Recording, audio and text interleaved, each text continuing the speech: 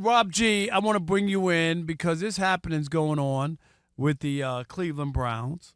And just all the reports coming out just are not good when it comes to Shedeur Sanders. I mean, they just aren't. You could read read into it. No, like if you read the stories, it doesn't sound promising that he's going to be the starting quarterback like a lot of people are predicted, whether it be the start of the season or halfway through the season or the last 4 games of the season. It just doesn't sound like that, Rob G. Yeah, and Browns camp is opening up this week, and like a lot of camps are around the league. And, of course, all eyes are on that 4-man quarterback battle because it's been widely reported, ESPN, NFL Network, CBS, Fox Sports, the Cleveland Browns will not, NOT, be keeping 4 quarterbacks on the active roster.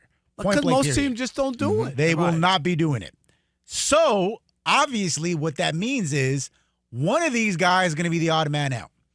And according to the latest piece in CBS Sports, there is a growing belief that the odd man out is going to be Shedeur Sanders. Here's the reason why. Number one, Joe Flacco, the oldest in the group, led the team to the playoffs 2 years ago. So he's kind of the leader in the clubhouse in that regard where we can count on this guy. We know what the benchmark is. At a minimum, we're going to be solid with Joe Flacco.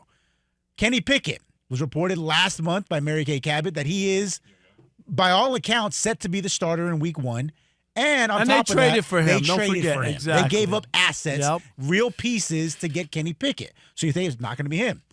They moved down to the rookies. Dillon Gabriel, let's be honest, whether you think he's worth it or not, was drafted 2 rounds ahead of Shedeur Sanders, which means if we do process of elimination, Shedeur Sanders would be number 4 in the depth chart. Shedeur Sanders would be the guy who's a practice squad quarterback, which means he would be eligible to be claimed off of waivers by any other team in the NFL. So, Doug, I'm going to start with you here. What is the plan in Cleveland? They ain't got a plan. Once they just started drafting quarterbacks and acting like they were Oprah, we got a quarterback, they got all the quarterbacks, that's when you know they don't have a plan. Because you bring in Joe Flacco, and typically you bring in somebody like that, it's to have him in the background. Like we have a great Russell Wilson with Justin Fields. We got a guy who's been the Super Bowl winner. We got him in the, we can break in case of emergency. We've been to the playoffs with him. Good. He's in the background. We have that safety valve, if you will. Or if you go and you trade, as we mentioned, to get Kenny Pickett, you say, Kenny Pickett's our guy. Let's roll. We're ready to roll. Dude, they're bringing in vets who might start. And wait, no, we trade for Kenny Pickett. Okay, wait, we're going to go get Dillon Gabriel. Wait, no, we're going to get Shedeur. I don't think they know what they want to do. And what makes it interesting to me, why I still don't believe, because if you continue to read the reports, there's also reports, and by the way, Shedeur actually probably could be the 3rd quarterback in. If you keep reading all the reports. The reason I'm questioning this is, what was the goal of bringing Shedeur in if you knew you only wanted to carry 3? Also, why is he the guy that seems to be out when, by all accounts, what we've heard, everything that's been asked of him, he's done? He was more highly regarded than Dillon Gabriel. We all know that. That's not even refutable and coming out. But because of allegedly he interviewed wrong, whatever, that's fine. But you draft him for everything he's been asked to do as far as on the field so far. They'll get into training camp tomorrow. He's done well at. And so to me, where's the other side and where's Dillon Gabriel? We ain't heard nothing about Dillon Gabriel. Nobody's coming out raving about him. No teammates are coming out raving. Like, we haven't heard much. And so, to me, what makes him better? Now, Rob, if he was a first-round draft pick, we know how this goes. It's business. I don't care if he was throwing 4 interceptions. He's going to stick around. He was our first-round draft pick. If he was a second-round draft pick, I could still understand that. A third-round draft pick that was already a reach, to me, makes it confusing on why he's just automatically, or at least presumed to automatically be the guy. I still think they got training camp to go through. You don't buy too much into OTAs. This is where it really starts for all of them, starting tomorrow, and I still think Shedeur has a say in all of this. Here's my issue. You say you don't know what they're doing. What they're doing is not allowing Shedeur to get first-team snaps, where he is on the depth chart. And this idea that they have some sort of secret plan and they just want to hold Shedeur down is ridiculous. If there was any place that Shedeur should have excelled and had a real chance, it's Cleveland, because they haven't had a quarterback. You know what I mean? And they went to try to get Deshaun Watson, and that didn't work out. Ooh. So they're actually looking for a quarterback. Like if you're the Browns and you really believe that you've lucked out and you got this guy in the 5th round and this guy can change things for you, you would be apt to do it. So this is why can't people buy into the idea that maybe he isn't as advertised? Because if he was, everything points to that he should be the guy, right? Kenny Pickett hasn't done that much. Joe Flacco's old. Dillon, yeah, who's in front of him? The idea that he's behind those 3 guys has to tell you something. Nobody. It's just like the Tom Brady thing. That's your mentor. That's the guy who you worked out with. That's the guy who saw your heart and your desire and what you got in. He knows your dad. He knows what DNA you come from. And they had multiple picks where Tom Brady could have been the smart guy in the room and said, here's our quarterback of the future. Shedeur. Nothing. You can't keep looking at everybody and saying they're all wrong. There's something here that tells you that Shedeur is not the guy for them. Because there's just too much. But that's the thing that confuses me is what is the thing? By all accounts, we've set up here for the last about a month or so after the draft, and then you start to have conversation. What we hear from the GM, Rob G? Oh, man, he looks great. I can't lie. He looks really good. But what do we hear from? The only people he can look to right now. And he looked great in college to the tune of the best highest police. They beat one ranked team the whole time. That when they played the better team, I'm not saying he was Andrew Luck. Dude battled with Caleb Williams, who ended up being the number 1 pick. Outdueled him, and they went back and forth. Dude comes to a team that won 1 game, then they go to 6, then they go to, 9? My whole point is he's done what he was supposed to do on a terrible offensive line. He had me, you, Alex, and Rob G blocking for him, and Steve blocking for him, and he was still putting up crazy numbers. The highest completion percentage. So, again, he's not Peyton Manning. No. He's not Andrew Luck. No. But to your point of, nobody in front of him jumps out. I'm like, why is this the guy that would then be the odd man out? By all accounts, other teammates have come out. Man, he looks good out there, man. He looks like he's got it. So I'm just saying, Rob, what am I missing that all of a sudden, unless we come to find out he's just a rotten person, but everybody who plays with him. It doesn't have to be rotten. It's when you look at your pecking order. And you that look pecking order ain't a pecking order to be worried about. But I just think that at some point you have to come to terms that maybe he's just not the quarterback that you thought. There's a reason that the Steelers or other teams that were looking could have easily picked him earlier if they really believed that. I don't believe that anybody passed him over just to pass him over. And that is where we disagree. That makes no sense. We just had Joel Corey on. And he brought up a great point that I've been saying. Sometimes in these leagues, especially when it's not an obvious, a Peyton Manning, Cam Newton, somebody coming out and say, oh, shoot, he's clearly number 1.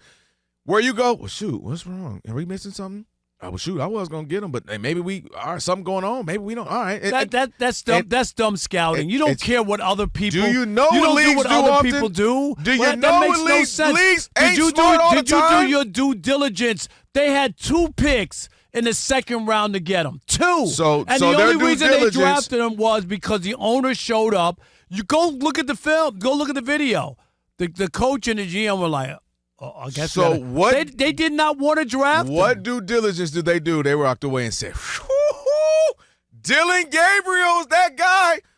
Everybody had Shedeur a better report card than him. Everybody didn't because obviously. Okay, let me phrase that. 98% of people had him with a better report card. But there were other people that needed a quarterback, and none of them picked him. No, I agree. This wasn't. Man. You can't say it was one team that just didn't want him. There were other teams that had opportunity. We're talking about including the Browns, the Raiders, though. The Raiders are the ones that I think. What quarterback do they have that they've been looking for? Geno Smith is their quarterback. Long term, though, is what I'm saying. They've been dying Geno for a quarterback. Smith is better than all the Browns quarterbacks put together. I'm sorry. If you really believe that Tom Brady went in there and told those guys, dude, I work out with this guy. He's my mentee. I'm putting my reputation and my name on the line. Draft this guy. He's going to be our quarterback of the future. Come on, man. I don't buy it. Training camp starts tomorrow. And all of them have a chance because, to me, it's open for every last one of them. He's going to be starting quarterback? No, I'm not saying that. I think Joe Flacco is the leader because Joe Flacco's the leader. He's literally been with the team already, and he's won a playoff game. So he's the leading candidate. But what I'm saying is there's not a single person outside of the rapport that Joe Flacco has where you go, oh, it's clearly his. Because Kenny Pickett ain't never shown us much. And then, again, Dillon Gabriel, we ain't heard nothing from him. And if you're Shedeur, again, this is your chance to make a name because this is the opportunity. None of them are wowing. We're not walking into a Russell Wilson killing it situation. You go create that. Rob and I talking about the Cleveland Browns, what are they doing with the quarterback situation. Shedeur Sanders, is he being held down? Is he still got a shot at, finding a way to become the starter? Or you don't like what they're doing there? 877-99 on Fox. Who we got? Frazier in Stockton. You're on the Odd Couple Fox Sports Radio. What's up, Frazier? I think everybody should calm down and let the preseason play out, man. Brock Purdy was Mr. Irrelevant, right? Mm-hmm. And then I haven't heard any. The only reports we have are from pundits. No. When they made the depth chart, he was fourth.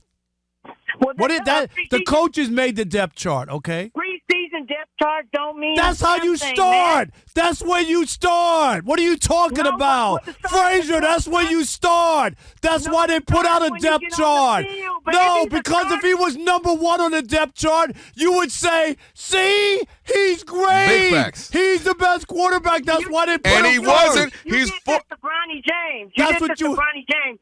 Give a man a chance to get What on do you the field, mean? man. I was right Frazier, about hold on, Bronny Frazier. James. Hold on, Frazier. He was Frazier. a second-round pick. You're just a You don't even wanna hurt. sympathizer. You're just a Frazier, I was an with you till you brought up underdog Bronny, athlete sympathizer. That's what you are. An underdog athlete sympathizer. First of all, both of y'all relaxing because we got to say, Frazier, I was with you till you brought up Bronny. Now, Bronny and Shedeur, two totally different. Frazier. Shedeur played very well in college to the tune of many people thinking he was a first-round, second-round draft pick, and then he drops the fifth, but Bronny got some ways to go. I was with you on the Shedeur. Now, Shedeur being fourth on the draft on the depth chart, that's where he's supposed to be right now. They're going by the guys. Joe Flacco been here. We traded for Kenny. We drafted Dillon higher. He's supposed to be fourth. Now, this week starts everything, Rob. All I'm going to say is, Frazier, that's why they canceled your TV show. And you've been sad about it, too. You love that show. All right, who's next? Andre in Massachusetts. Thank you, Alex. You're on the Odd Couple Fox Sports Radio. What's up, Andre? Hey, how you doing? Thanks for taking the call. Yeah, Frazier was awesome as a follow-up to Cheer. That was a very funny show. It was. We'll have to do that one day. What's the best follow-up show? Yeah. Spinoff. That might actually, that's a good conversation. Because you know Write what was that down, a terrible Rob G. one? It wasn't Three's Company. You know what the show that followed that when they changed the show? Where they go? Well, I don't remember that one. Three's a Crowd. And They really tried that? Yeah, they tried Ooh. that with Jack. What's his name? I forgot. The past, yeah. Come and knock on my door. Right, Jack Tripper was the character. Coming I forgot in his for you. Rob G ain't writing nothing down. I told you write him down. Write Yes. that down, Rob G. name. All right. He been acting Go ahead, different ever Drake. since Go he ahead, got Drake. Wegovy. He been acting different. You got a couple to choose from in terms of the follow-up shows, but relative to Shedeur Sanders, I'm of the mindset, you got to go out there and shine bright and earn your role. So as Kelvin said, he has a couple guys ahead of him, so that's where he is fourth in the depth chart. There is some built-in pressure that them saying we're only going to keep three and you're starting at four, but that's the preseason. We have to see it. And he's in a situation which, honestly, he should want the pressure from the standpoint that he's been slept on, he's been looked over, and so go out there in the preseason and give those flashes to make people say to themselves, hey, they need to keep this guy. But on the other side, the inverse of it, if he goes out there in preseason and struggles, the first thing everybody, the Sanders doubters they're just going to be, he should have been a fifth-round pick. So it's a good amount of pressure, but Shedeur is a confident guy, so he should want this challenge that he has. But he has to go out there and ball in the preseason to earn his role like any other fifth-round pick. Thanks for taking the call. No doubt. Drake. Thank you. You want to get one more? Yeah. Adriel in San Antonio. You're on the Odd Couple Fox Sports Radio. Adriel, what's up? Yo, Adriel. Hey guys, I really appreciate you guys. Sometimes real quick, just to appreciate you guys. I know it was a rough patch of my life recently where I went through, and you guys were church to me, so I really appreciate you guys. Oh, man. Hey, man. Thank you, Adriel. Adriel. Yep. Adriel, don't be making our day like that, man. Hopefully I you're know, doing better, man. We Yeah. appreciate you. And then real quick, I went today, no joke. I got 7 shrimp today, and all I did was say, I walked in and I said, "Happy Tuesday," and I said, "Don't you go cheap on me now," like joking around. So they did it, right? And then real quick, I'm gonna jump to the Cowboys real quick, but Sheldon's gonna love this one. I find it hard to believe when Rob got aggressive with the shrimp girl, and then he called the manager. He says, "Hey, make sure you put some shrimp in there." But not only he said the shrimp girl, he called the manager. So I find it real hard to believe. Thank God he's not a professional athlete right now, because I find it hard to believe he's on the sideline on the Spurs bench and somebody throws him a beer and he's gonna say, "Yeah, great point, Adriel. Great point." Can somebody please page that security guard, because I just got hit by a Bud Light Platinum in the head right now, and I find it hard to believe he's gonna be that. Exactly. If you're going crazy over 5 shrimp, somebody throw a beer at you, you're gonna be ready to have somebody's head. Adriel, thank you. Great point. Metal world peace style. Yeah, stop it. You over here ready to get the girl fired because she gave you 5 shrimp. You don't understand how much I love Rob too, and I thought about it all day even saying that, because I know he could take a joke, so I had to say it. But I'm like, yeah, excuse me, can somebody page the security card real quick? Look at you. In other words, he calling you a Ken. You Karen's husband is what you're calling you. I want to see the manager. Who's the manager of this joint? Getting people fired over here because she gave you 5 scrimps. Where's my shrimp? All right, scrimps. Where's Thank my you. scrimps? Nobody counts food. Do they give you 5 pieces Listen, of chicken? it's hard at out McDonald's. here for a shrimp. It's hard out here right now. Like when But that's a number they call it that. Like you get the 5 Right, pieces. but I'm 6 saying pieces. when But they- think about it. If they said you only get 5 shrimp, nobody would buy it. No, but they should have that sign They won't. on it in parentheses that on says the low. only 5 shrimp per box. They won't. And I'm like, No, they getting tight around here. I told you, you go to the other place that has a Southwest Tex Mexican. You know what I'm talking about. They own that scoop. They done scoop something back. The guacamole ain't hitting like it used to, Alex. I think swear there's they brought guac. out the little white plastic spoon one instead of a the ladle. idea that you put chicken on whatever it was they Yeah. put it on and then took it I off. swear. Am I lying, Rob G and Alex? They are scooping back in these streets. I'm like, leave that chicken there. What are you doing?